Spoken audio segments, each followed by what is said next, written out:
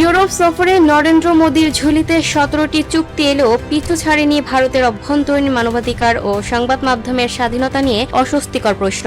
Netherlands ও নরওয়েতে বাণিজ্যিক সম্পর্কের আড়ালে বারবার সামনে এসেছে সংখ্যালঘু নিরাপত্তার বিষয়টি। তবে প্রশ্নের সরাসরি জবাব না দিয়ে সমালোচকদের অজ্ঞ বলে দায় এড়াতে চেয়েছে দিল্লি।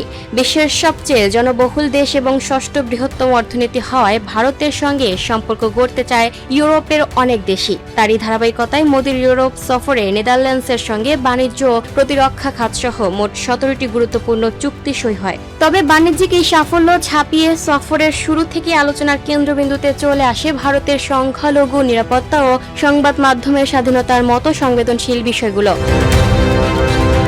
নেদারল্যান্ডসের স্থানীয় গণমাধ্যম ভারতের পশ্চিমবঙ্গের বিধানসভা নির্বাচন পরবর্তী মুসলিম সংখ্যালঘু নির্যাতন ও ভাঙচুরের চিত্র গুরুত্বের সঙ্গে প্রচার করা হয়। এমনকি বৈঠকের আগেই ডাচ প্রধানমন্ত্রী রব জেটেন ভারতের মানবাধিকার পরিস্থিতি নিয়ে গভীর উদ্বেগ প্রকাশ করেন।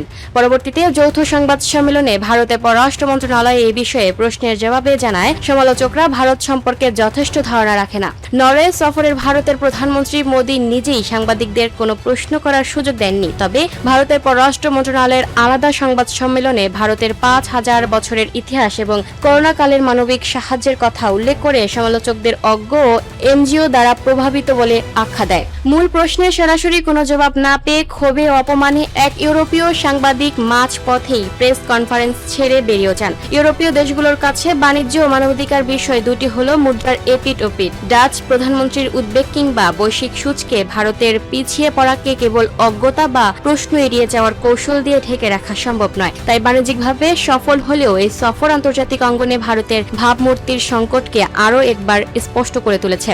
এই অবস্থায় বিশ্লেষকরা বলছেন, বৈশ্বিক পরাশক্তি হয়ে ওঠার লড়াইয়ে কেবল অর্থনৈতিক প্রবৃদ্ধি যথেষ্ট নয়, নিশ্চিত করতে হবে অভ্যন্তরীণ মানবাধিকার ও সংবাদ মাধ্যমের অবাধ স্বাধীনতাও। Lucky Akter, up to date news, Dhaka.